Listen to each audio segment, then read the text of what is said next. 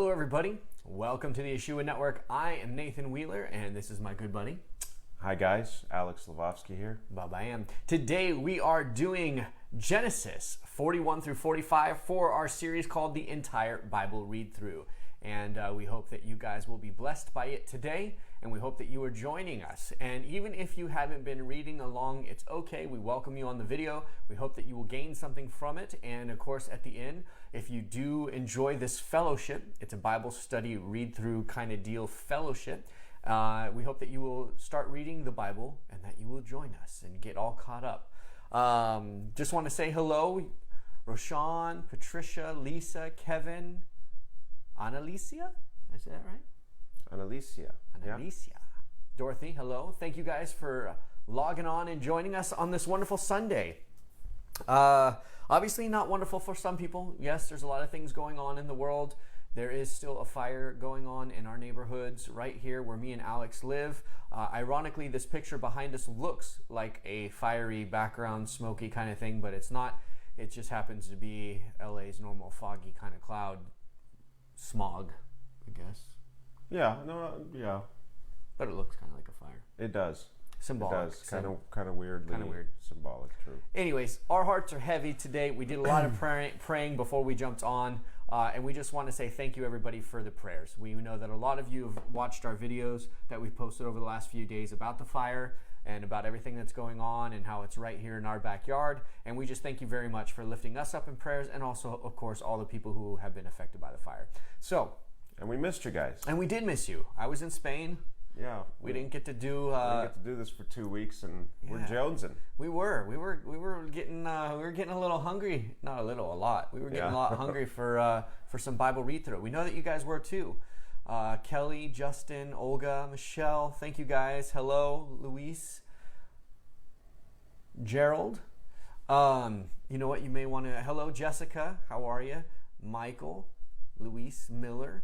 Could you actually bring it up just in case it poops out on us? Yes. Because it's been doing that at the 1 hour mark. I don't know why it's been doing that lately. So, you know what? This time, though, we're just going to ignore it as best that we can because we know that you guys still see us. And once Alex gets it up on his cell phone so we can at least see the comments, if it should... blank out on us. Yeah, blank out on us, then we'll still be able to read the comments. So, oh, we can hear ourselves. That's always fancy. Yeah, that's... All right. Okay. All right. So getting started here, we want to start off with the general comments. And if you guys don't know, okay, let's just assume that somebody's watching this and you haven't been watching with the series. This is your first video, possibly on Yeshua Network, or the first video for the Bible study read through. We have suggested an app called eSword. It's a free app as long as you have a PC or Android. Apple charges, I think, $2.99 US dollars. I imagine it's something very similar in euros. And this app has free versions, all sorts of different versions of the Bible on it. It's a wonderful app. I don't work for them. We are not endorsed by them. It's just an amazingly powerful tool. It really is the only way that me and Alex now read the Bible. The reason being is that if you read it in the King James with the Strong's Concordance, you're able to actually look at what the original word was. You are able to see really what the full meaning of what the original culture or the text was trying to say and what was being expressed. It's a lot more impactful, a lot more meaningful than just the English or the other translations. So Jeff's comment is about this app and we wanted to read it. I have been using the eSword app on my iPad for a while, but only recently discovered that it has a Bible study mode. Turning the Bible study mode on creates an amazing new way to learn as you read. I will share a picture of what the screen looks like when this mode is turned on. The top right corner of the screen gives you specific words or phrases from current verse you are reading, and it points those words and phrases to other parts of the Bible. It makes studying the Bible that much more enjoyable. Hope everyone gives it a try. Jeff, thank you so much for bringing that up. We do use that as well. It also has the ability to do notes. You can actually leave your own notes and make your own comments and your own highlights. In fact, you can color code your highlights. If you decide that you want to give it a certain color, for instance, if you want to highlight all the things in one color for baptisms, you want to highlight everything that really points directly to Yeshua being the Messiah, you can do all these things and make all these adjustments and notes on this app, and you can really, really make a powerful study tool for it. And maybe that's something that we'll have to do. Maybe we'll do like a video on how to use this thing. So Jeff, I'm really grateful that you brought that up, especially for people who might just be joining this Bible study read through and entire Bible read through. And it is a very, very powerful tool. You like it. I love eSword. Yeah. That's it. I just talked for like 5 minutes. You're just going to say the words, I love eSword. That You completes see the what whole I'm thought. working with here? What do I got? What are we doing over here? Yeah, I mean, hey, what are you going to say? You love it. That's enough. You I guess guys that's use enough. I'm sure a lot of you have now started using eSword, and probably are seeing why it's so amazing. Yeah. We're super blessed to be able to do that in 18 are we in now? Yeah. Can you imagine trying to study the Bible back when it was handwritten scrolls, and each scroll was very difficult to get, and they were possibly ancient or hundreds of years old, and you had to handle them very carefully? Woo! Be tough. We're really lucky. We're lucky. We're super lucky. And computers translate for us in like real time. We just highlight with a button or a click. Yeah. It's unbelievable. So literally thousands and thousands of people's labor, if not more than tens of thousands of people's labor, from ancient copiers of the Bible and scholars to modern scholars, are available to us with a click of a button using eSword. Yeah. And well, here's one thing I think we could share. We both come from a background where we read a lot of plays and a lot of screenplays. Mm-hmm. And one thing we've noticed about the Bible, that it's kind of, it reminds us a little bit of a screenplay or a play, because there's not a whole lot of prose describing certain situations, but there's enough clues that an entire picture will come to life if you spend some time imagining what's going on. Mm-hmm. And just like if you read a screenplay, if you've never read a screenplay before, you'll find it to be very limited in terms of how they describe stuff. There's just like literally 2 words or a very small sentence, and you're supposed to kind of get what's going on. Well, explain what is on a screenplay, because some people maybe never saw one. What is on a screenplay? So on a screenplay, you'd have a very brief description of the scene, or which characters are entering and what they might be carrying, and then you go into the dialogue. It's basically just dialogue. Just dialogue. And so imagine trying to read a story or a novel, and the only thing you're really seeing is guy walks in a room, and then a whole bunch of people talk. Yes. Like you don't really know what the room is. You know, it might say house in LA, and then there's a whole thing. You just got to imagine, what does this house look like? So since me and Alex come from that background, I don't want to interrupt, but just for those who, I know there are some people who've never probably seen a screenplay before, and so that it's just dialogue. And so for us reading the Bible, we actually feel at home. And I know that some of you have left comments saying, you know, how do you guys find the things or see the things that you see? Anatoly left a question over this last week, and he didn't leave it on the picture, but he left a question of saying, how do I train my mind to read the Bible? And that was me and Alex got to talking about it. And what he's bringing up right now is that we come from this film background with reading television and movie screenplays, and we are forced to absolutely imagine every little thing, from the books in the bookshelf to what do the bed sheets look like if it's in a bedroom, like if you're in an office, is the pencils, how many pencils are in the cup? I mean, as a filmmaker, you have to think of every literal detail of the scene and the shot. And so when we read the Bible, we actually feel quite at home with it. Yeah, you learn how to pick up the clues of what's the most important parts that are in the screenplay that are being told, that drive the story, and then the rest of it kind of fills in. Well, I think my point basically was, if I remember the original point, was that that's quite all right. Because of eSword now, you have extra clues.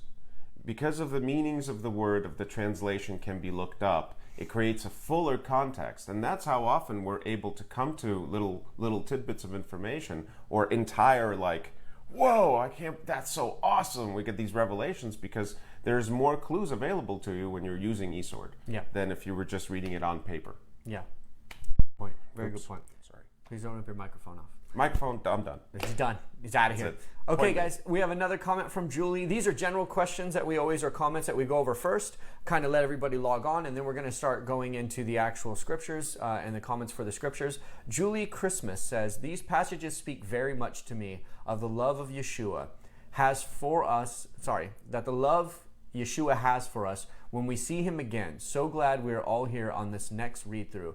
Missing you both. God bless. We missed you guys too. Thank you, Thank Julie. you, Julie. So much for a comment like that. We really appreciate it.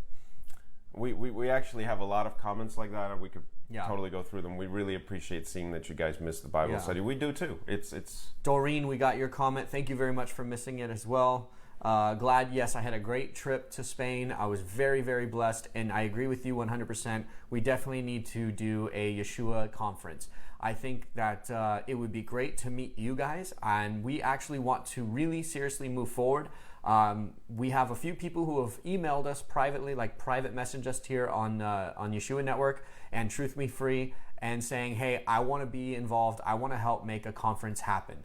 I would definitely like to have you guys tell us where you think a great location is. If you know of a venue, I'm thinking 150 maybe seater, something probably not too much bigger than that, just in the sense that this will be the first one, and I don't think we would fill up like a 2,000 seater like the one I went to, obviously in Spain. That one's been around for 20 years, but maybe like a 100 seater, 150 seater, and we'll fill as many seats as we can. If you guys have any kind of venue, whether a church you think would work with us or any kind of hall or something like that, let us know, and we would like to plan it far enough in advance, and we would like to put something together. Also, something that's on our heart. And a lot of you have emailed us, and I know we're getting a little bit off topic, but this is kind of just the general opening here. We are interested also in doing a pilgrimage or a trip with everybody to Jerusalem. A lot of us haven't been yet. I've been, and it was an absolute blessing. I think it's something that everybody who is a believer should do at least once in their lifetime, especially the sooner the better, because I think things are going to get even crazier and hotter and heated politically and so on and so forth as time goes on. So maybe if we plan it out about a year, that give people time to save up money or schedules and everything like that to do it, and we could actually put together kind of a group meeting up in Jerusalem, and I'd be happy to have some of the people that we know over there as well give us tours, and we get to really see the city and see where our Lord and Savior walked with his apostles and David, and it's an amazing thing. So if these are things that you guys are interested in, we can't do it without you. We definitely need your support. It is about you. It's our way of wanting to serve you and bless you in any way that we can. And as you see, Yeshua Network has been very active lately, and the activity is only going to grow. The YeshuaNetwork.com website is almost done. It hopefully will be done by the end of this month, November. And there's going to be a lot of things on there for you guys to be interacting with as well. And it'll be a safe place for our videos and content, so that everything, if the worst should happen and Christian or believing content should get blocked on social media, we have our page already up and running. So again, if you would, if anything that you see the Yeshua Temple, the conference, Yeshua Conference, or the trip to Israel, or anything else that you think would be a blessing, if you guys have t-shirt ideas, hat ideas, trinket ideas, pin ideas, I don't know, we are going to be launching the Yeshua gear store as well, per your request. We know a lot of you guys, you see my hat that says Yeshua loves you, and you guys keep asking, how do I get one of those hats? You see the shirt that says be blessed, be the blessing, and be the light shirts, and you ask where can we get those? We're going to be making those, but if you guys have designs that you would like to donate to Yeshua as well, we will be making that, and we will be putting them up, and you guys will be able to get them. So whatever it is that you feel you want to get involved with us, we're opening that door, and we say yes. Write us, interact with us, tell us what's on your mind and what your ideas are. Okay? So, now we got that out of the way. That was pretty good, right? Yeah. Okay, awesome. Moving forward. And we're welcome to be back. Thank you very much. I guess that was all spurred from Doreen just saying, thank you for the trip to Spain. I appreciate that. Yeah. What do you got? Should we go ahead and hit it? Yeah. Genesis 1 through 40. Let's jump in. Thank you guys for your patience on this introduction. So we've got a question from prior chapters that we'll cover real quick. Irina writes, another question just slightly going back to Genesis 37.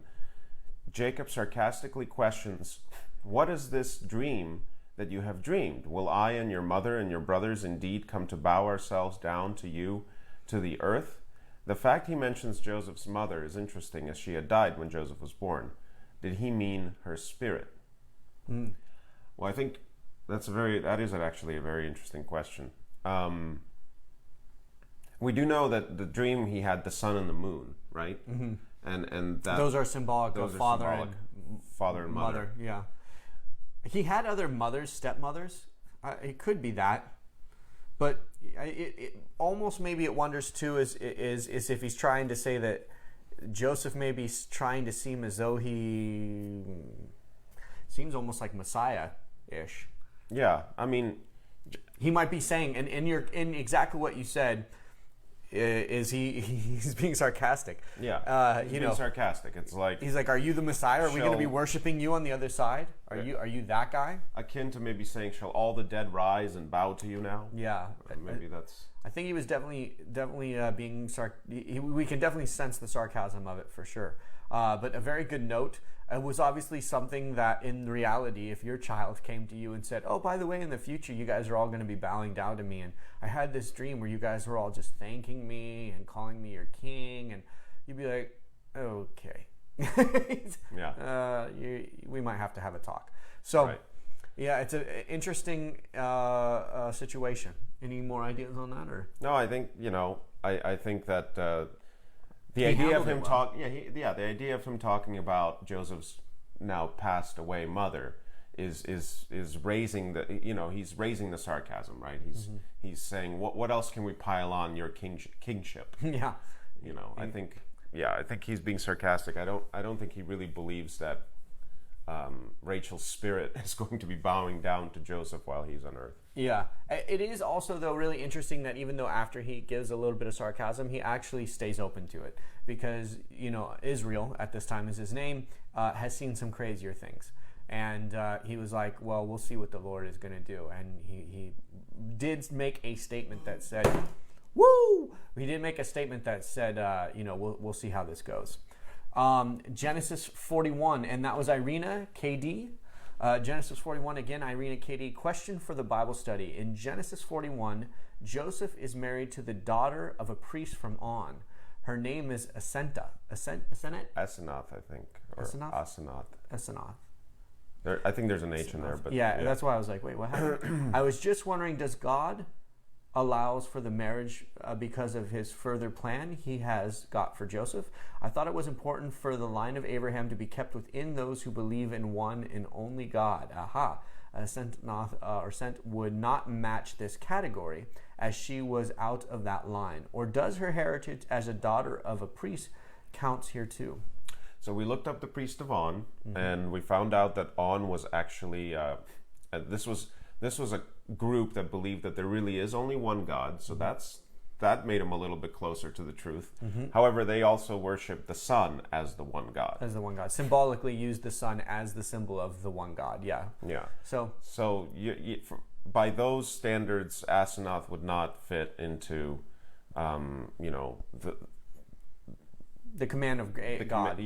Israel's people. Right. But this is early in the story of Israel's people. There isn't a people yet. There's just a family. Right. They have to get, in the case of Joseph, for example, he's saving the family. So if God believes that in order to save the family, Joseph has to go marry, let's say, a Gentile or an Egyptian or somebody who believes in the sun god, or whose father believes in the sun god, in order to save the entire family, which is really what the story winds up being, then God would certainly use that. Yeah, and this isn't going to be the last time that we see God using arranged marriages out of Israel, out of the bloodline, or out of the faith. We will see in the future that in order to save people, there will be some other people who have to marry out of the family line or out of the Jewish culture and nation in order to save the people. And I think that God understands dire straits. I think that God has an understanding that, when times get tough, the tough get going. And he does say that I will have grace on whom I shall have grace. And, if there's certain people who he says, hey, this is part of my will for the overall arc of my story and my overall will for you people, then you got to do it, even if it doesn't make sense. And that's another thing too with, getting a little off topic, but staying on topic. A lot of believers have certain level of convictions for what God has put on their heart, and they would absolutely find out Joseph married outside and seeing him, even though he's sitting there saving everybody and blessing everybody and being the voice piece to prophesy of this 7-year famine and doing a plan that will save everybody. There would be believers who might be those really hard stickler, nose in the air, well, you married outside, so even though you're helping everybody, you're still failing God. And it's just those kind of things. Your own personal convictions may not be what God has in store for somebody else. So it is a perfect example of that as well.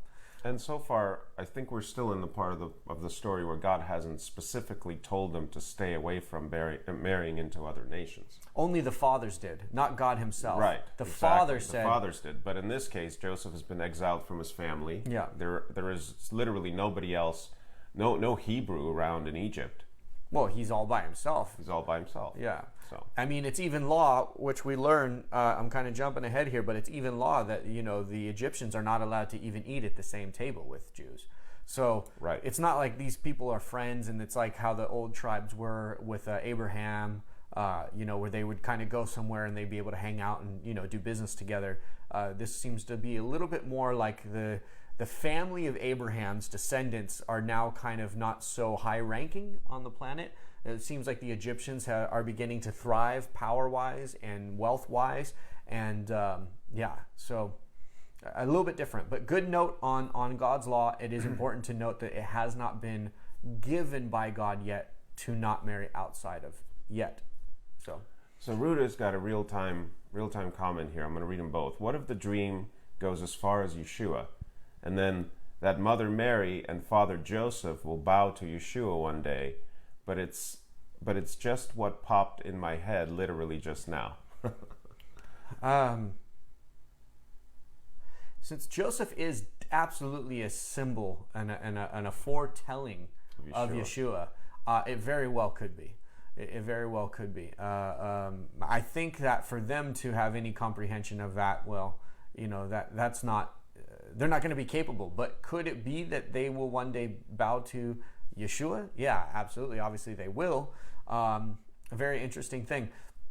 Joseph is claiming that this is his prophecy, though. This is his dream. It's about him.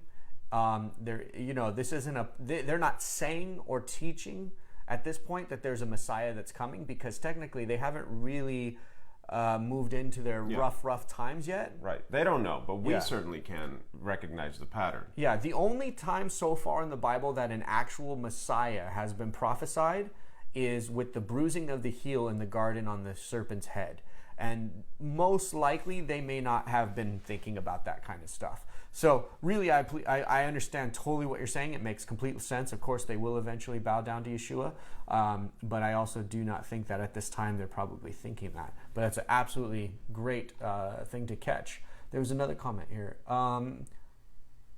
Kelly, just real quick, for the conference, going back kind of out of here, but I just want to answer the question. For the conference, would you consider having it somewhere close to Canada?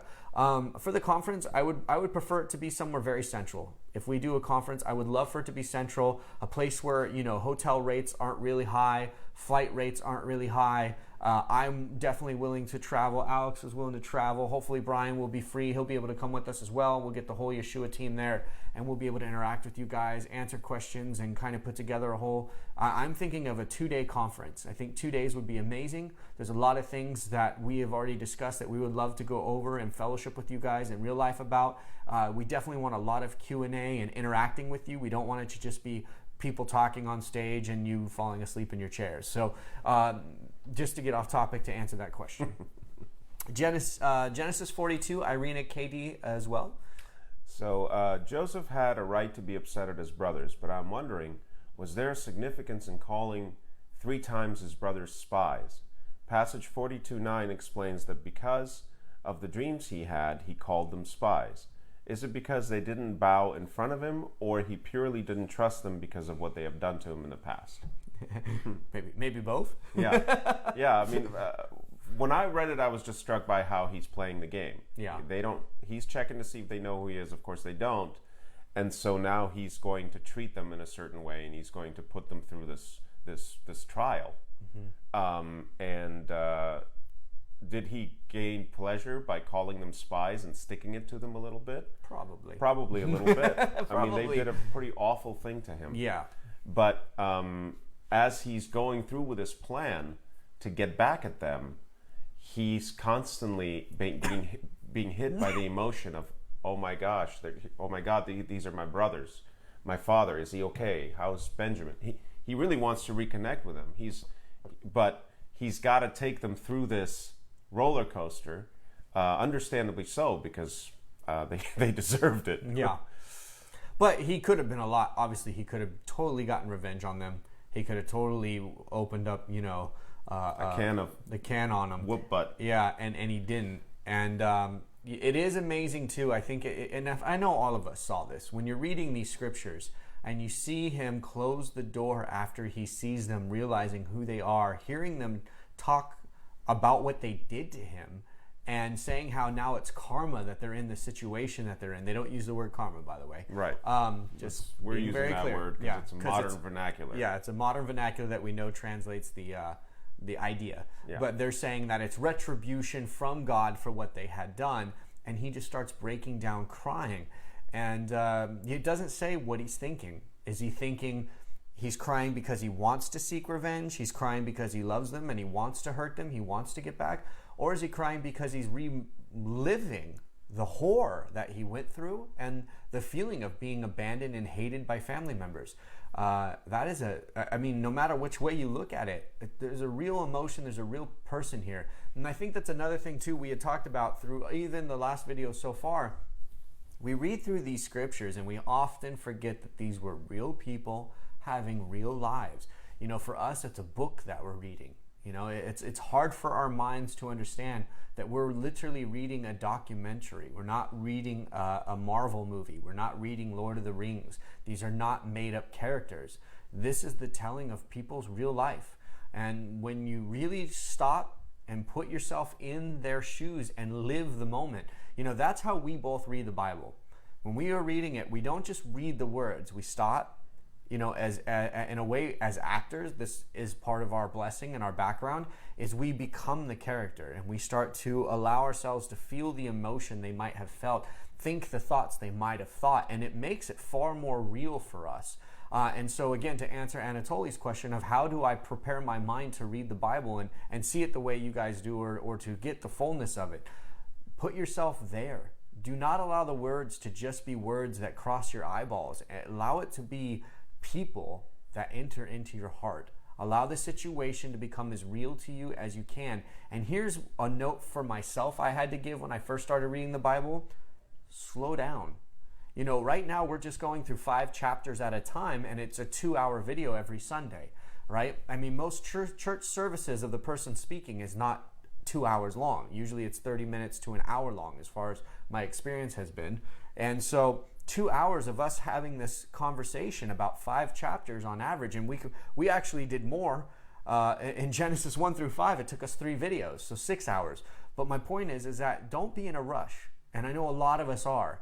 But if you want the Bible to be sown into your heart, if you want the Word of God to be sown into your heart, as the Bible itself talks about and commands us to do, you got to let it marinate and you got to let it stay there, and you got to live in the reality of it. And it will become far easier also to remember, and it will be there also as an emotional response when you're witnessing and testifying and blessing other people. When somebody says, how I feel right now, human beings, if you guys don't know, human beings remember emotional responses or can recall emotion better than they can recall words or memorizing lines and things like that.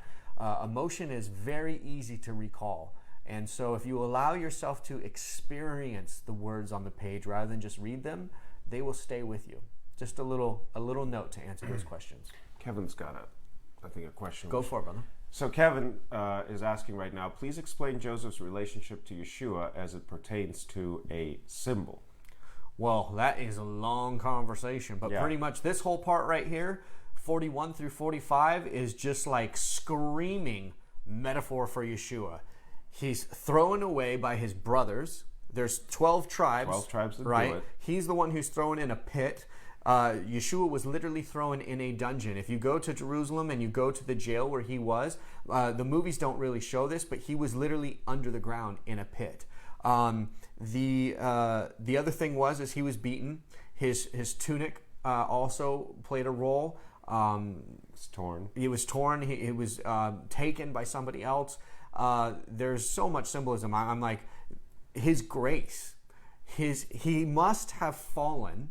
He must go through the pain and the suffering and the abandonment so that he can actually grow to his glory. Had he just like walked into Egypt and said, hey, I'm a Jew and God told me to come here and he said that I would be your right-hand man, how much would Pharaoh trust this guy?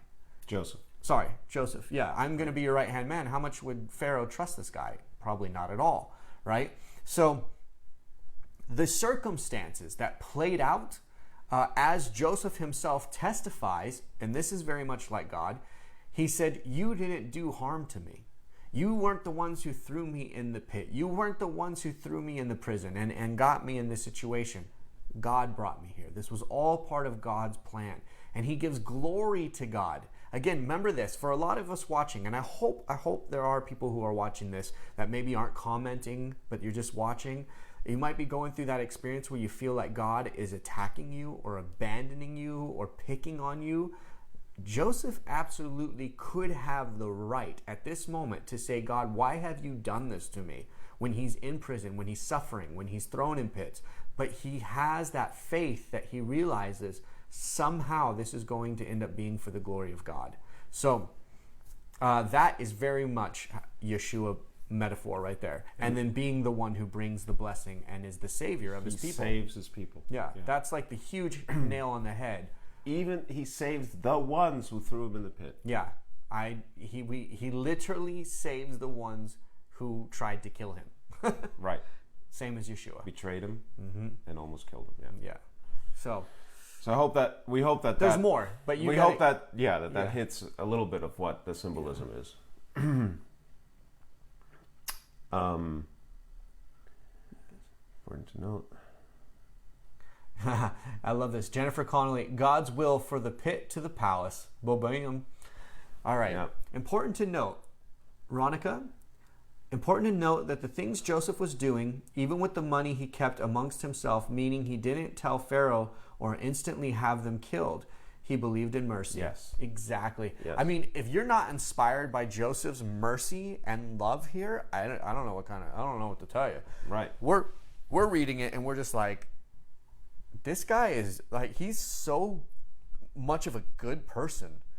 I mean, he is so loving and forgiving. It's kind of unbelievable. Yeah.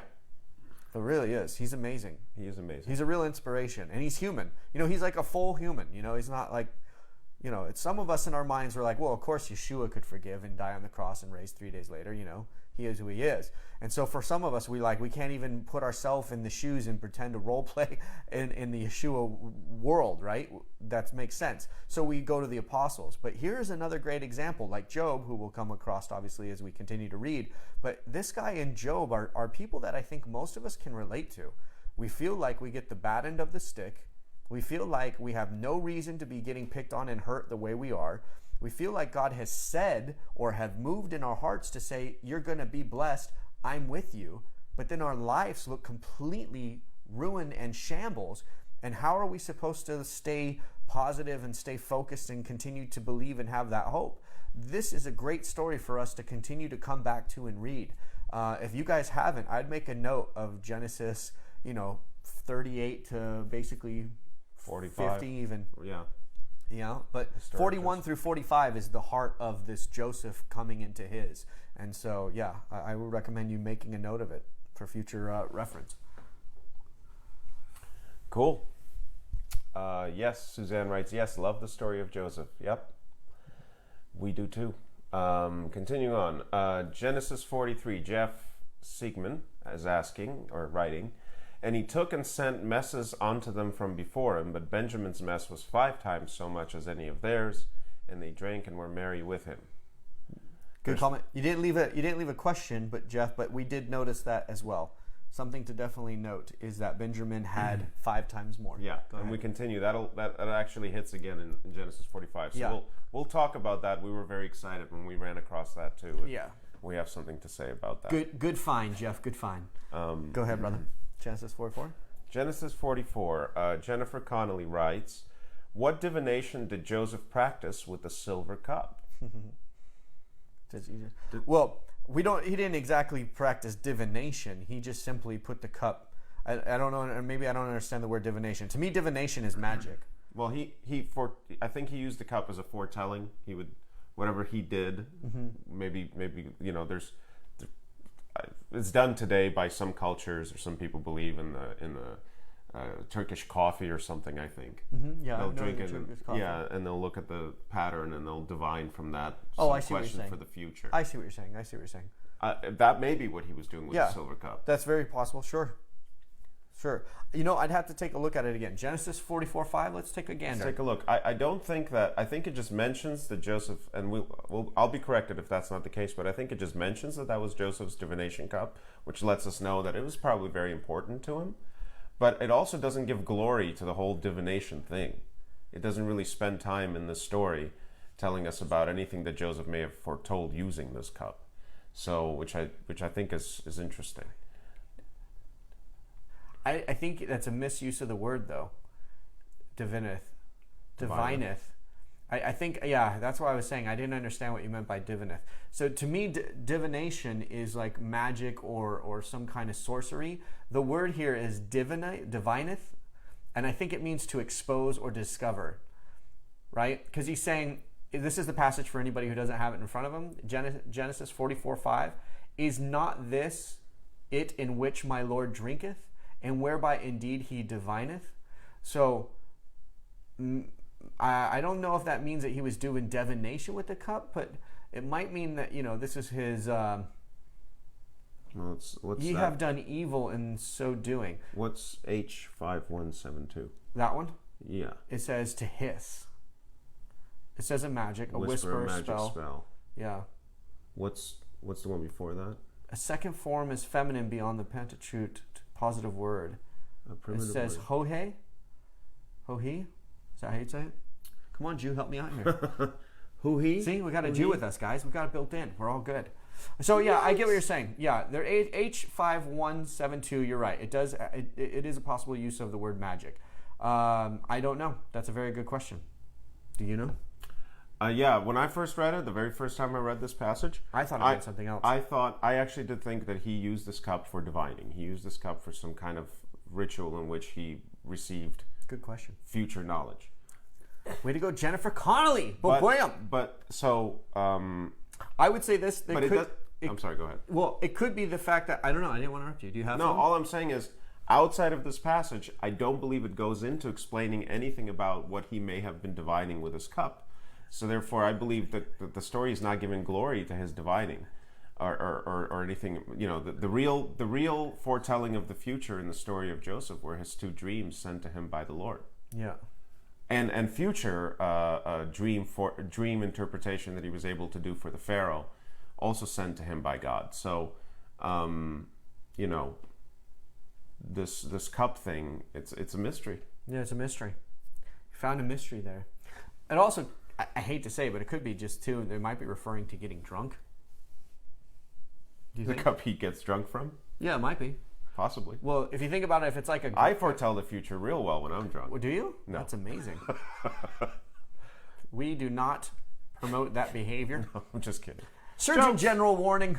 Just kidding. Very well done, guys. Jennifer Connelly, thank you so much. Divination. You are correct. Where'd it go? H5172 is the word, and it's repeated. So, good find. Yeah. Let's see. You also have another one, though, going with that. Does Egypt equal bondage and grain equal spirit symbolically? Is this 44:5 again? Is this in this area? Is this 44 you're referring to? Not sure. Or are you just saying in if, general? If you could maybe real time. Yeah, Jennifer, if you could make a real time comment and letting us know what you like. Are you talking about in the passage, or are you talking about in general? That would be awesome. Then we'll comment. Go ahead, bud. What do you see? There's looking at real time comments here. What? Oh, it's saying people are. You guys having an issue? Are we having technical difficulties again? Boy, I tell you what. It seems that some of you guys are losing signal, and you guys have to log back on. I apologize for that. Unfortunately, we can't control it. Wait, what does it say? Out to go on other features to see make comments noticed. And the word explicit at the end of the webpage. What? Some folks might be having issues commenting. Had to log on. This is Jane Tollin. Had to log out and go on another Facebook page to see and make comments. Noticed at the top of the bar had the word explicit at the end of the web page address. Really? Not really. Are you talking about for YeshuaNetwork right here? Boy, are we getting attacked spiritually while we're trying to do Bible read through? What is going on? So we don't know what you guys are talking about. You got to be a little bit more specific for us. But if there is something going on, hey, can you check? Check right quick. Sorry, guys, if you're watching this pre-recorded and you're like, oh, wow, we're in the middle of this Bible read-through and all of a sudden these guys are steered off. Different than this. Exit out, I'm saying. Oh. And see what they're talking about. Is there an explicit word? No.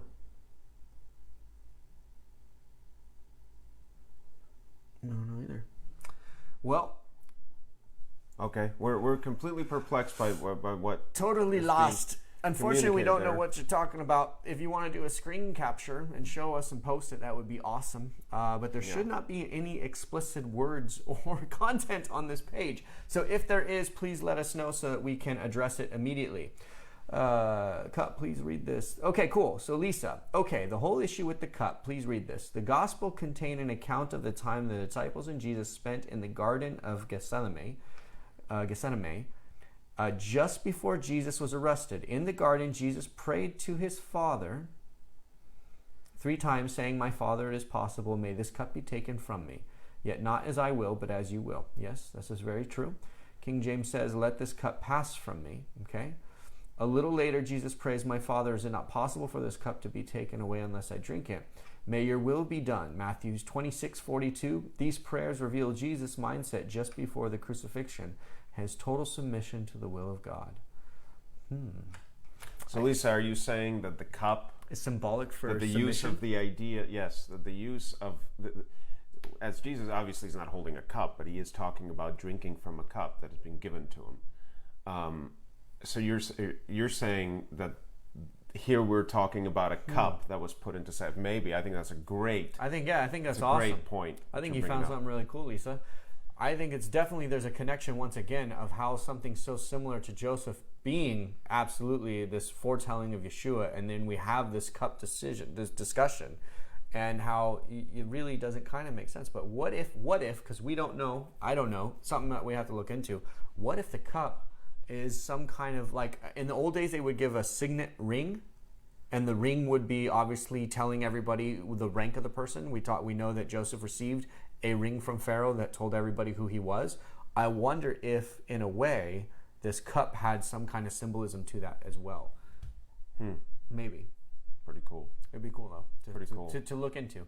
Awesome. All right, so, not swear word, just the word explicit. Yeah, so if you're saying this video is labeled explicit, we don't see where that is. We don't see how that is. Yeah. So if you could maybe send us a screenshot or something, that'd be really helpful. We'd like to know if Facebook is suddenly labeling us as explicit. Exactly. Woo! Very, very interesting stuff. Yeah. All right, moving on here. We got Colleen. You say this to me. Go ahead. Colleen. Sorry. This to me foreshadows. Okay, this to me foreshadows Yeshua as Joseph revealing himself to the Jews, his chosen or family. And them finally seeing the Savior. So excited for this. Amen. That's exactly what we're seeing here too. Yeah. So much of Yeshua. Like we were talking when we were reading through this and fellowshipping, as we prepare for this, and we were just mind blown of just symbol constantly just here of pointing to Yeshua and how much detail. Like how could you read this and then read the Gospels, the New Testament, and not see how clearly Yeshua is the Messiah? Crazy. All right, Bethany, you want to read hers? Yeah, it's really weird. There's a comment here that is not here, and a comment there that is not here. Really? I don't know why that is. We have 2 sources in which we're looking at the video. Which one? My phone, and so this one. Not. It's just coming in different for you, buddy. See, look. In general, yes. In general, this and that, yes. Oh, okay. Still comes Maybe it's coming in at different times. Yep. Okay. Sorry, guys. More technical weirdness. Weird. Nothing new for us. Just gonna have to get used to us as we go through this Bible series. It's a wonderful thing about using the internet. It likes to go when you're doing these kind of things. So, Glory, I just want to, since I'm looking at your comment, it's yelling at me. You're not yelling at me. The comment wants me to talk. And your question is about Genesis 1, very early, Genesis 1:6 through 8, about the firmament. I read your question. I see it. We did handle this, as much of this question as we were able to handle. We handled in prior videos. So I recommend, it's a very long discussion. It took us places. So I would recommend that you go to the earlier videos. I'm not sure exactly which one, if it was 1, 2, or 3. It's definitely within those 3. And if you haven't checked out those videos of ours, we recommend you check them out, because we deal with Genesis, early Genesis, which is a rabbit hole extravaganza. So my phone is about to die. Okay. So let's continue. That's all right. Here we go. Moving along. We are 15 minutes away from possibly us crashing. So okay. So Bethany writes, Genesis 45:24, is Joseph telling his brothers not to quarrel on the way home, or not to be afraid of being attacked because of the bounty they travel with? Well, remember we talked about that. Yes, 45. Let me just look at the passage real quick. It's a very good question. Yes, 45:24. So he sent his brethren away, and they departed, and he said unto them, see that ye fall not out by the way. So we discussed this, and we saw multiple options. He could either be saying, please don't, basically, now that I'm letting you go, please come back to me. He could be saying that, like the way, meaning the plan that we have. Please don't deviate, from the plan that we have, and please come back to me, and let's be brothers. The other thing he could be saying too is, you have to understand, he just gave them chariots, horses, and a whole bunch of money and a whole bunch of food, to the point where each one could only hold, like they could, whatever they could physically hold, he filled up each one of the brothers. So in a way, in a time where there's famine, these guys are like driving around in a gold bar chariot, right? I mean, it's just, everybody just like says, by the way, we have gold bars, please don't rob us, on the side of their truck. That would be the equivalent. So a lot of times in the ancient days, and this is just some extracurricular activity studies that I have from my old Elizabethan Shakespeare study days, if you got off the path of a major trail or a major like cartway, you would absolutely be running in danger of being robbed. And so it was very, very, very bad to get off course. And he could be telling them, basically, I just gave you a lot of wealth. Do not go off the course. You don't have guards. You don't have anybody with you to protect you. It's just you guys. And basically, you look like you're super rich. So, stay on course. Those are the two ideas that we came up with. I do like the first idea. Personally, I just like it. I'm not saying that's what it's meant here, but it feels like it might be. Joseph tells, now that he's forgiven them, given them all this money and bounty, and asked them to return with the father. Right. They could just leave and never return. And then he never gets to see his dad. And he never gets to see them again. He wants to complete this reconciliation. He wants to actually bless them and give them a place to live. Well, and have his family back. Boy, could you imagine? And I think it speaks well about his brothers ultimately, even though they did such a nasty thing in the beginning. But it speaks well that they received his forgiveness, and they were willing to, obviously be there with their horrible sin. And yet they came back, they reconciled, they wanted to come back and bring Jacob and let him know, even though if Jacob ever asked them, well, how did this whole thing go down? Yeah. Why did I just spend, 5, 10, whatever years it's been, mourning the death of Joseph? You guys did this? I mean, they could have covered the whole thing up and said, oh, he was really nice, he gave us a lot of gold, and we're done. Yeah. But they didn't. They went and they told the truth. Yeah. And I think that's also a really important message as well, repentance. Yeah. When you repent and you're able to receive the blessing, right? If they had not repented, then all the blessings they would have gotten when they returned to Israel, or to Egypt, where in this situation, metaphorically speaking, would be paradise, had they not repented and stayed in a place where they maybe didn't tell him, tell the father that it was Joseph who was now Pharaoh's right-hand guy, and they were just like, oh, we just have enough food, let's make this last, or let's figure out a way to survive because we don't want our skeletons in the closet revealed, they would have missed out on that amazing blessing. And so he very well could be referring to that as well. Yep. Kind of, maybe we should take it as both. Yeah. But I agree. I like the first one better. I like it to be a family thing rather than a don't get robbed thing. It's a little bit more. It's a little bit better of a story, isn't it? Yeah, pulls on the heartstrings a little bit more. Yeah, exactly. Colleen writes, "This part is my favorite." Yeah, 45 is amazing. Yeah, the grace, the love, the family coming back together, the blessings coming and raining on them. It's awesome. Yeah, it's a great chapter. So cool. Jennifer Connolly writes, "Why does Joseph ask if his father still lives?" In 45:3. I think he obviously, I mean, first and foremost, of course, he wants to know if his father's alive because he wants to see him. And we know that he wants to see him because after that he says, go back and tell your father to come to me, right? Yeah. So he wants to see his dad. So he does ask him multiple times the same question: is your father still alive? Are you sure your father's still alive? Are you lying to me? Is your father really alive? Obviously he could be. I'm almost wondering if he's thinking that maybe his father had that reputation, because you remember, Abraham had reputation, Isaac had reputation, right? So maybe he's thinking they're lying and saying he's alive as a way of almost defense. Do you get what I'm trying to say? Like, don't mess with me. You know that God's with my dad, and my dad will come get you.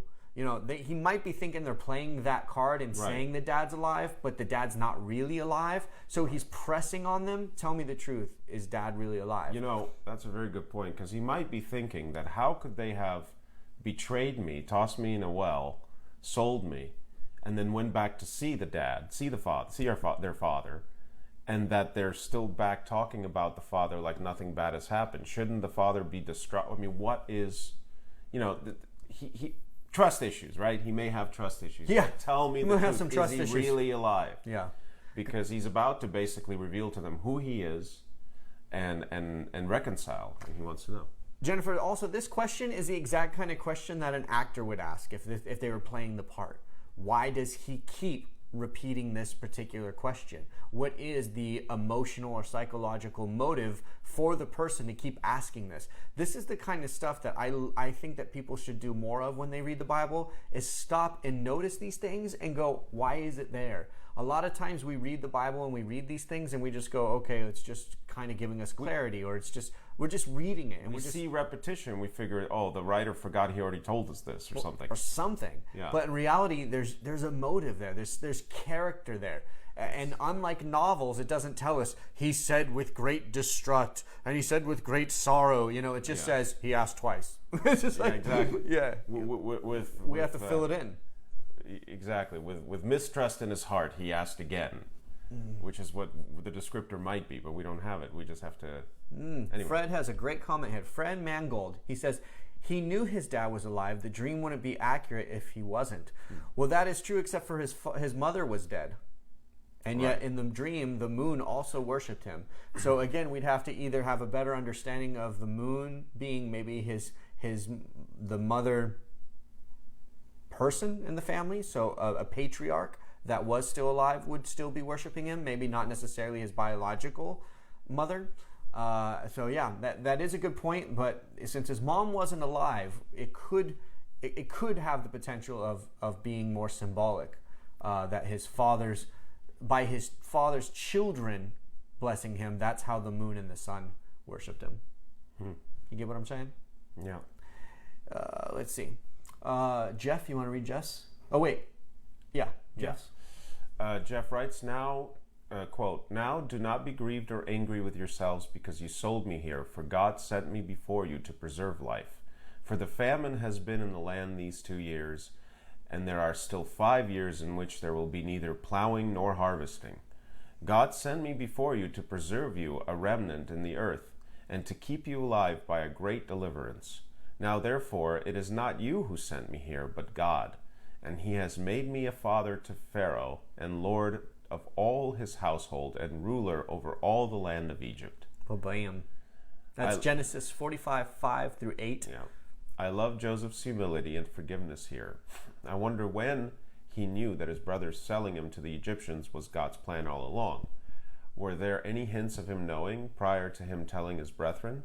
I can't believe I read the entire Bible over this past year and didn't recognize how much Joseph and Yeshua resemble each other. Amen. Amen. Isn't it awesome when you do things like this fellowship, how much by us all sharing? I mean, look, Lisa found something, you find something, everybody, contributes. That's why the fellowship is so important, rather than you just watching a monitor with either I, myself, or Alex, or somebody else just reading the Bible to you. This fellowship, this everybody contributing and pointing out what jumps out at them. Do you see why we said at the very beginning of this series, this is why it's important that you read? And this is why I said something will jump out at you that's different than somebody else, because God is speaking to you through the word at where you're at. But when we fellowship, we get like everybody's pieces coming together. It's super amazing. So really, really a wonderful blessing that we have here for sure. Sorry, I get so excited. I have to point these things out. You want to answer them? Then I'll go. I'll have some things for sure that I'd like to. Well, I wonder when he knew his brothers selling him to the Egyptians was God's plan along. Hit it. The dream. He had the dream. If he believed so much that God had actually given him that dream, he knew that one day it was going to manifest. He didn't know how it was going to get there. He didn't know when it was going to come. And I think that the dream that God gave him was not just a prophecy. I think it was a gift for Joseph specifically. The dream was for Joseph. The brothers didn't need to know about it. Joseph needed to know about it. The brothers were already kind of hating on Joseph, we already learned. It might have just been a matter of time before they did something like this anyways, but God used the dream as kind of a double-edged sword, symbolism there too.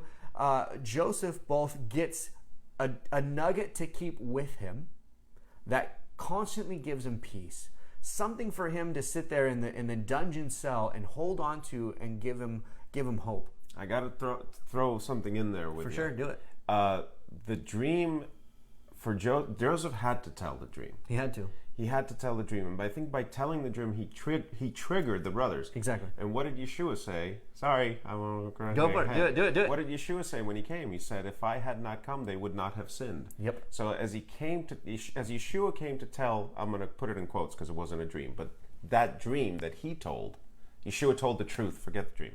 He told the truth that who he had come from, who had sent him. The telling of that triggered the Pharisees to sin. Mm-hmm. Just like the telling of the dream that Joseph had to his brothers triggered them to sin against him and fulfill the dream. Exactly. And that's what's so awesome is this, like Yeshua, moves the fulfillment of the promise. The blessing would not have come if the sin hadn't came, which triggered the response and the punishment, which fell upon the sacrificed person, the person who had to endure it all so that they could be the blessing. Same exact thing with Yeshua. If Yeshua had not testified of who he was and what was to come, they would not have said this man makes himself equal with God. He therefore has the right to be crucified, and we have the right to do so now. Thus, he would not have been crucified. Thus, we would not have gotten the blessing of salvation and the Holy Ghost. Unbelievable connections here. And yeah, and that's what you're talking about. Jeff, that's what you're seeing. It's unbelievable. Where are the hints of him knowing prior? I would just say the dream is really the only hint. Well, we also know that he stays faithful throughout. His character doesn't change. And in good cheer, it seems. His character doesn't change. Yeah. That's what's pretty amazing. Even when the guy forgets him, you notice he doesn't curse him?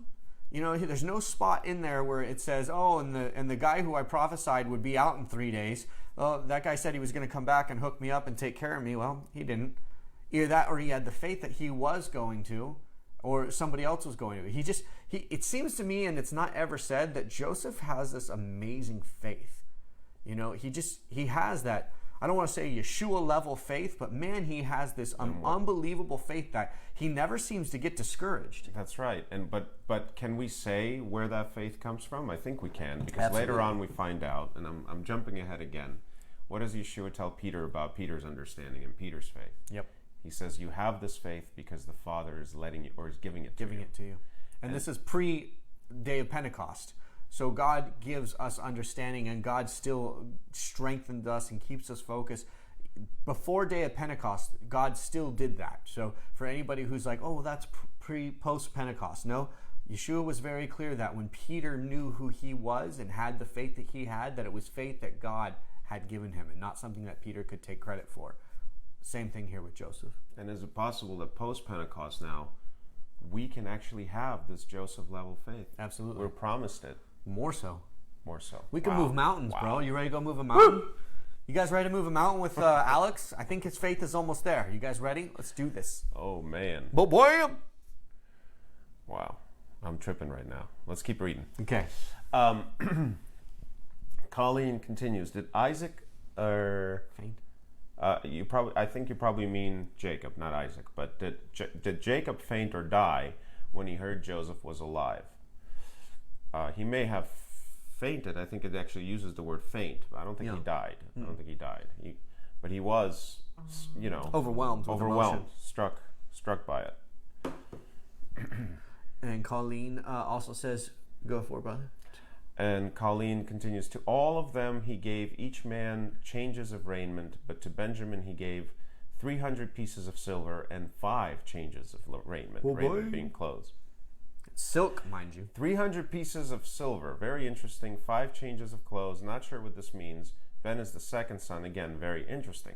Yes, we found it extremely interesting too. Mm-hmm. And so Benjamin, go for it, dude. Yeah, tell him. Hey, well, he's the youngest son. He who is last will become first. Well, bam. Bam. And, I said that much. What else do you want to add? That's really the major point. It is. I mean, there's other things later on in the Bible that we'll read about the final generation. Yeah. And actually about Christ talking about how those who are last will be first. Mm-hmm. And he gives a whole parable about the guy going out to the market and hiring people to do work in his farm, and everybody gets paid the same wage, but those that he hired in the evening had to work a lot less, and they still got paid the same wage. And somebody bringing up as a complaint to the Lord, to the master of the farm, they bring that up as a complaint, like, hey, you hired me in the morning, why am I getting paid the same as this guy who just came in here? Mm-hmm. And the answer is, I am the owner of the farm. Mm-hmm. I do what I want. I do what I want. CJ Richter? Yeah, Richter says 5 is the number of grace. Very good note. Thank you for that, CJ. April Inglis. Want to read that one? Sure. I noted that in Genesis 45, Jacob was mentioned as Jacob when he lifted up his heart and his spirit lifted, he became Israel again. I think it might be to do with the state of his heart. He was low in heart after the loss of Joseph, and maybe low in spirit, to his spirit lifted to Adonai in thanksgiving for bringing Joseph back to him, and he was Israel once again.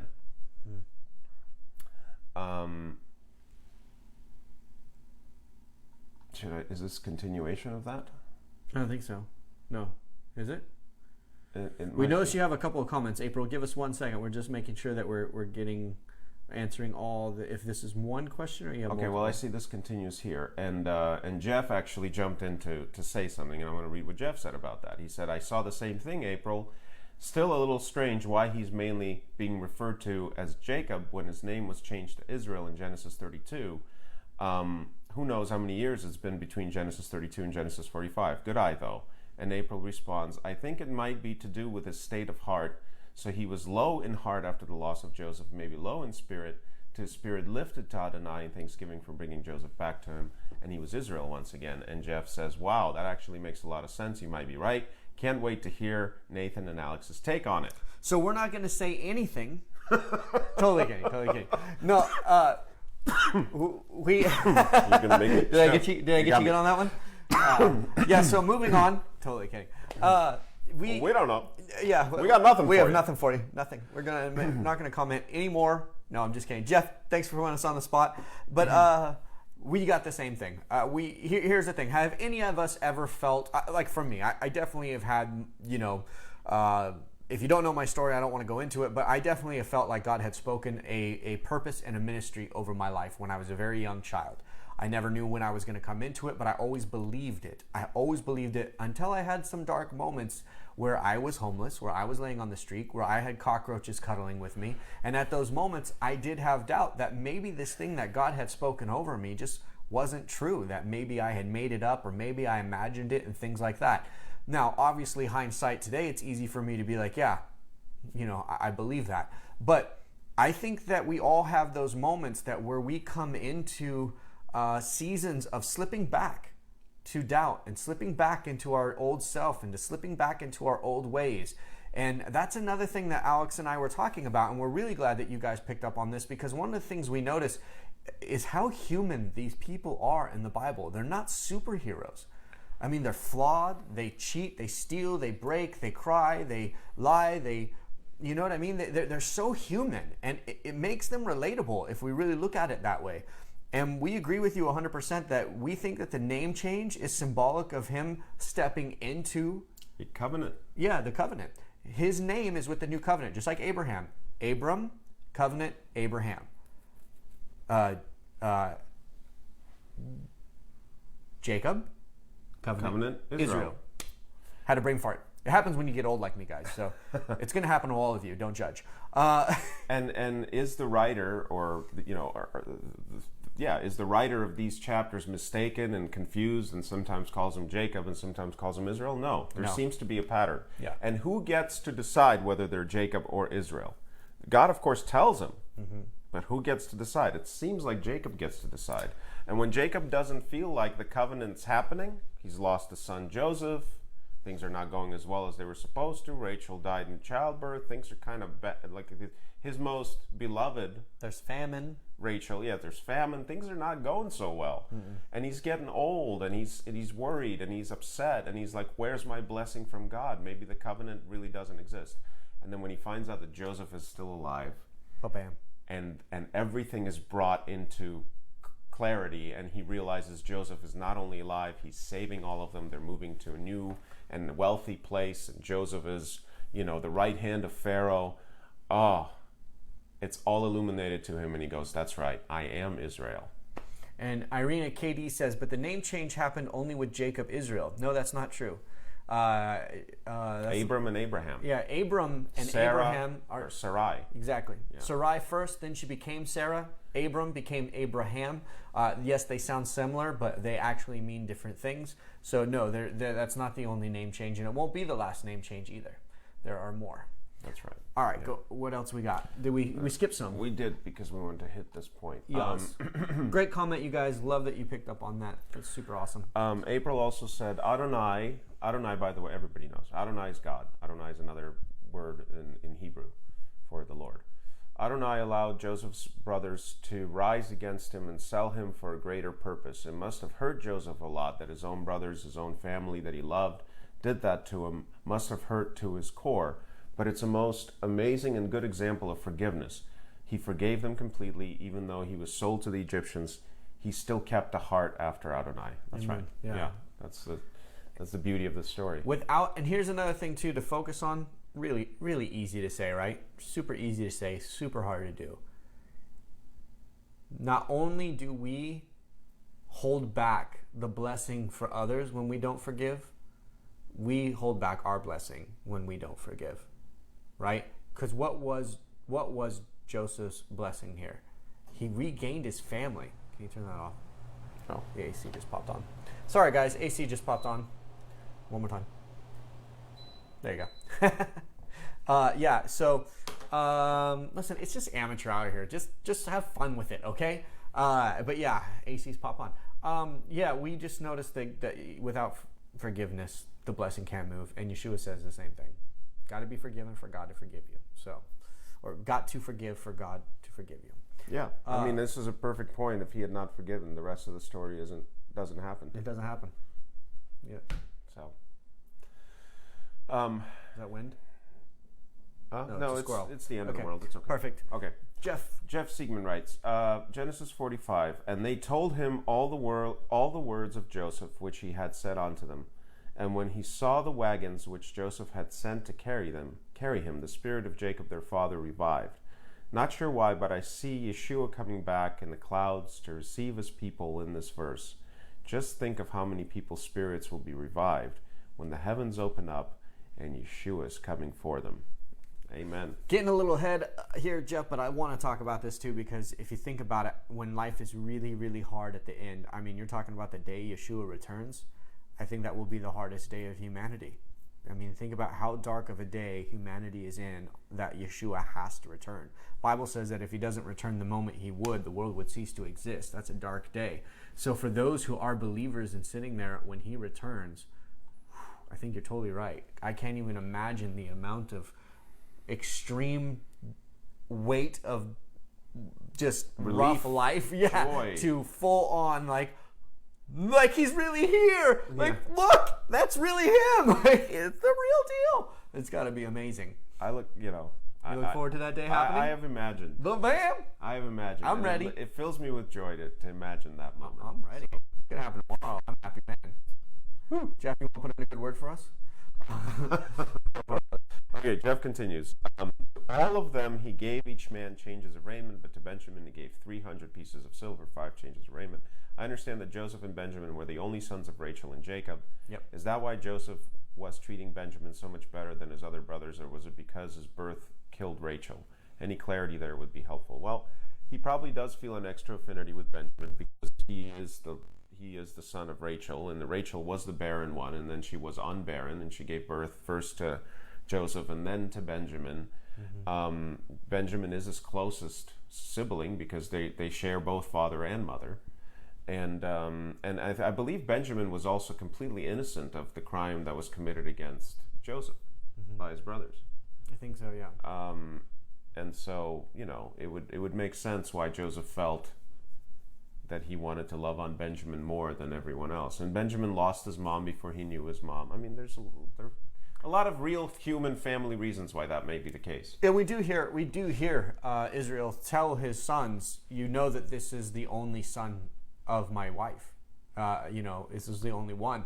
So he did have a special affinity for Rachel. It was the woman he was actually really seeking deeply to marry, in love with. Yeah. Yes. And so to have 2 children with her, and then to have one of them gone and then the other one left, there would be a definite weight, I think, to that. And her gone. And you remember, they didn't have photographs and they didn't have videos and they weren't able to go onto Instagram and be like, remember this time we went to Fiji? You know what I mean? Doesn't work. So the only thing they often had was to look at the child who hopefully looked like their spouse. So if you did lose a spouse, sometimes the only way to see their face was to look at the child's face. So there's a lot of things that when you're actually in that situation, and of course I'm talking totally out of the side of my mouth because I have no kids or a wife, so I have no idea what I'm talking about. But these are things that us actors role play when we read. You see what I did there? You see what I did? What you said is true. I have kids and a wife, and that's good. Exactly. Please validate me. I was hoping you would, family man. Stop it. I am validating you. I'm not validating you. I'm validating what you're saying is absolutely true. That in days pre-photograph and pre-painting or anything, the similarity children and siblings had to each other, or children had to their parents, was a wonderful reminder of who their parents were, or a reminder of that parent, or maybe Joseph or Benjamin had little quirks or personality kind of like Rachel's. All of these things would be tremendously precious to Jacob. And to lose Rachel, and then to lose Joseph, and then possibly lose Benjamin, this was like the ultimate, can you hurt me any more, God? Right. Can you just stick the knife any deeper? Right. Which is why it talks about his spirit fainting and him being almost lifeless, and then him coming back to life, realizing, no, Joseph and Benjamin are okay, and Joseph is doing well, and everything is going to be wonderful. And one more note on this topic that he had just mentioned about the whole losing faith, right? We have Israel. The whole nation is named after this guy, right? And there's this fluctuation with him. He wrestles with God. He is the one who wrestles with God. He gets his hip displaced as a constant reminder. Remember, you wrestled with me. That's what his name Israel means. The one who wrestled with God. God prevails. If you take a look at the apostles, when Yeshua died on the cross, they were scattered. He said the sheep will be scattered. Again, talking a little bit about New Testament here, but most of us know this, reading this. But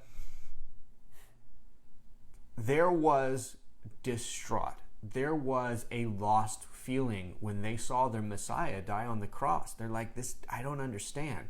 Even if they understood the prophecy that he must die for their sake, and even though he must suffer for them to be saved, I think they really just thought that there would be some kind of, end of the world situation where all of a sudden the sky parted, God came out and said, just kidding, he's good. Kind of like what happened with Abraham's son.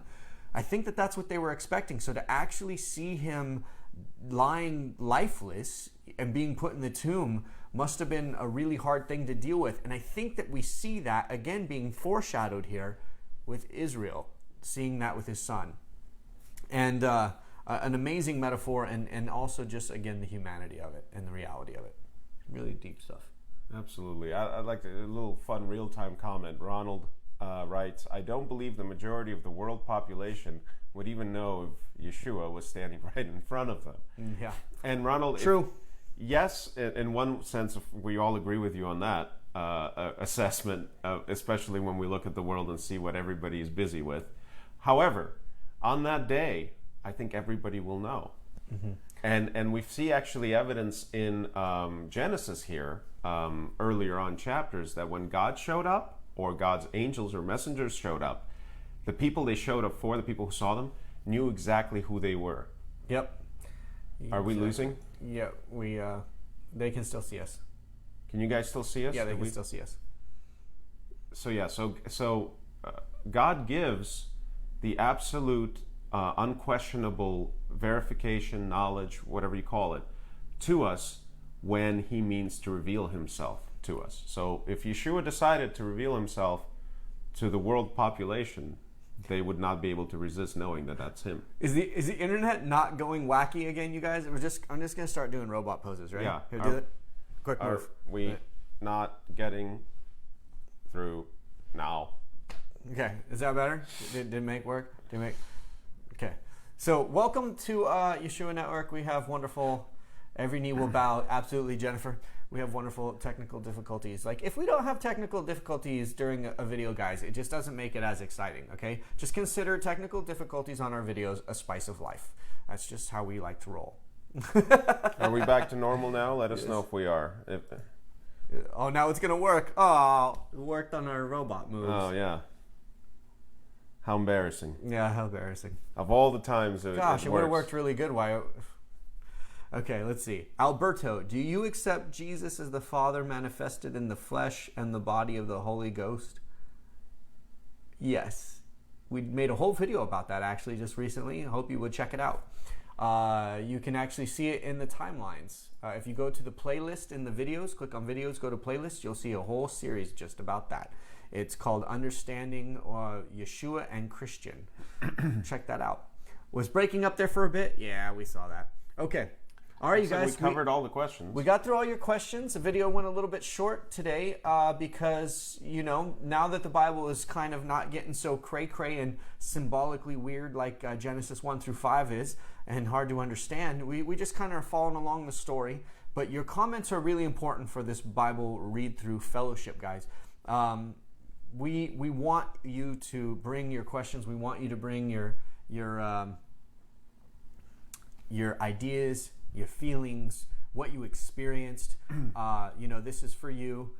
We want you to use this. And also remember that if you are being shy and you have a question or you have a comment you want to make, but you're being shy and you're not participating, you have to understand that later on, 2 years, 5 years, 10 years from now, these videos might be watched by somebody else.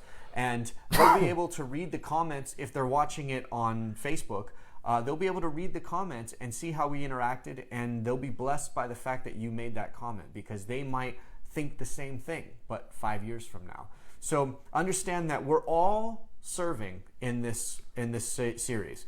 So you guys are actually on the video. You are part of this, and I don't want you to think that this is just something you're being able to get served by, but every single one of you who are participating in this entire Bible read-through series are actually part of ministering to other people in the future. So the more you get involved, the more of a blessing we all are together. And we hope that you guys will continue to be the blessings as you have been, because your questions and comments have been absolutely wonderful. Amen? Amen. Yeah. And Doreen, thanks for asking for your concern.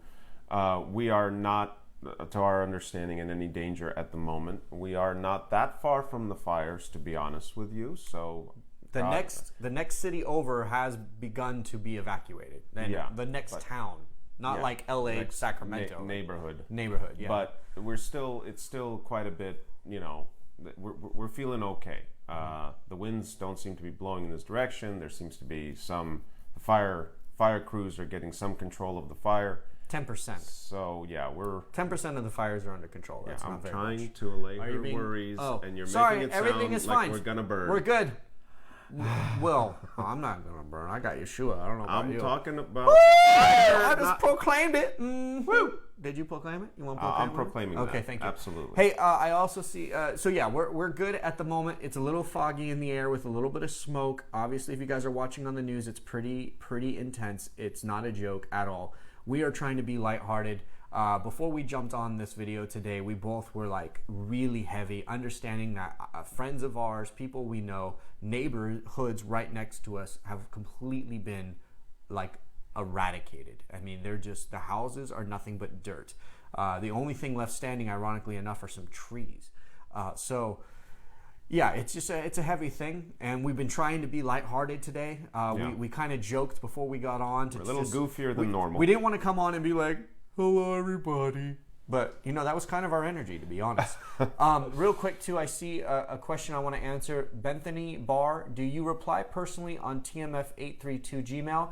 That's truthmefree832@gmail.com is my email that you guys can write me at if you want to use Gmail. But, it's hard. What I like to use that for is if you're emailing us something specific, like if you want to email us and title it like, location for conference or t-shirt design ideas. I use that for more like very specific things that I can just search and find those emails and get like those files if you guys want to send files. But if you just want to have a conversation with me or you want to reach out to me personally, the best way to reach me is actually Facebook Truth Me Free page. I check that almost every day that I can. Granted, I'm a little behind because of my 2 weeks in Spain. I didn't always have internet, and I didn't want to always be online because that would have racked up my phone bill. But yes, Yeshua Network is more generic. It's like it's hard for us because you don't know who you're going to be talking to. It could be me, could be Alex, could be Brian, could be somebody else even. But Yeshua, Truth Me Free is me. Yours is the Big Lavovsky on Facebook. If you guys want to reach out to this guy / the Big Lavovsky. If you want to, What are you doing? Facebook.com / the Big Lavovsky. I'm presenting you, bro. I thought you were about to like brush against my beard. I am. I'm doing a big presentation. Wow. I'm presenting you like what they do with the cars on the TV shows. And now behind curtain number 1, the Big Lavovsky. Yeah, Am I doing good? Very, very strange. Do you feel special yet? No. Yes. I'm working on it here. Don't you guys love Alex? Can we give a round of applause for Alex? Clap your hands out there, guys. Give a round of applause. Wow. Okay, he can't hear that. So go ahead and press the heart button. Press the heart button. There you go. Get those buttons flying. Let Alex know that you love him. Come on. We all know you do. I do. Thank you. Yes. Thank you. I am Okay. I'm speechless at this moment. Yes, just love it on you. Deal with it. You receive the love. Do you understand? You receive it. I'm receiving it. Let it humble you. I feel humbled. Jennifer Conley, thank you for your contributions. He is with you in the fire, and you won't even smell the smoke. Praying for you all. Oh, thank you. I received that. Thanks, Jennifer. Yes, it is sad. Tracy, it is a sad thing. Pray for Iraq, my brothers. Okay, Yosef, we will pray. We know that that's probably not an easy part of the world to live in either. Endo, keep up the great work for Yeshua salvation. Amen. Amen, amen, amen. All right, you guys, we're going to cut this video to an end. Please join us on the 22nd of every month here at Yeshua Network. Be sure to take the picture of you lighting your candle. Hashtag it Be The Light. Upload it to the hashtag Be The Light group here on Facebook. And remember too, you guys, these videos, these Bible read-through fellowship videos are now on YouTube. All the videos that we're posting now are going immediately onto YouTube. So this one will be up in about an hour or two after this goes live. And we hope that you guys will be sharing that and tuning in. And just so you guys know, look at this. Oh, hold on, I'm going to finish my thought. Just so you guys know, we are going to be doing Testimony Tuesdays, of course, this coming week. And we're going to be doing next Sunday as well for another Bible read-through. Hope you guys will join us. I will post the image for tomorrow with the chapters that we'll be reading. Please leave your comments on that graphic. and that way we can read them live next Sunday, 1 p.m. Pacific Standard Time. Alex, great name. Hug, hug, kiss, kiss. Wow. Thank you guys for all your love. Can I be thank jelly? Thank you for your claps, and thank you for all of that. But you know what? Since we're in a love fest, I think we should all... loves me too. Shush. I think we should all give a giant love hug fest, applause fest, happy fest to for Yeshua. Can I to get... Yeshua. No, I'm blocking your ability to get heavenly treasures on me, bro. You see what we just did there?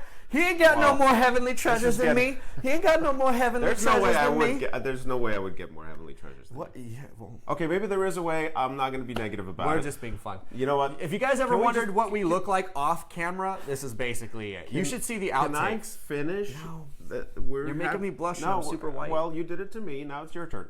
So everybody, let's have a big thank you for Nathan, who has been shepherding this page for a long time now, who has been shepherding Truth Me Free for a long time now, by whose work we've all come together here. I think it's important to say. And even though Yeshua and our Father in heaven is really the source of all this greatness, we still want to thank the little people that step in and do what they're supposed to do. Thank you for calling me little. Oh, he knows I've been trying to lose weight. So sweet of him. Well, I didn't want to overdo it. I didn't want your head to get as big as mine, because mine is already way too big. You do have a big head. Literally huge. But it means he has more brains, so. I don't know about that. See, we could go on forever, but this is the Bible video. So anyways, you guys, be blessed. Be the blessing.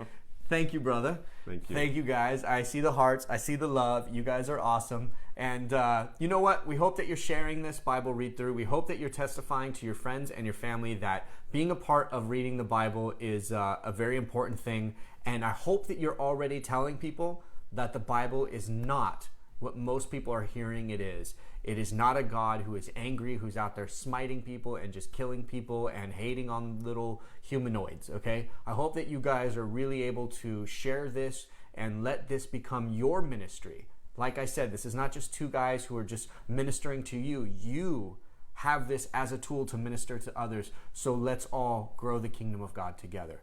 I'm Nathan Wheeler. This is the Yeshua Network. I'm Alex Lvovsky, and this is definitely the Yeshua Network. Because it's his and his alone. Name above all names. We will talk to you guys soon. Take care. Thanks a lot, guys. Really, we thank you so much. Bye-bye.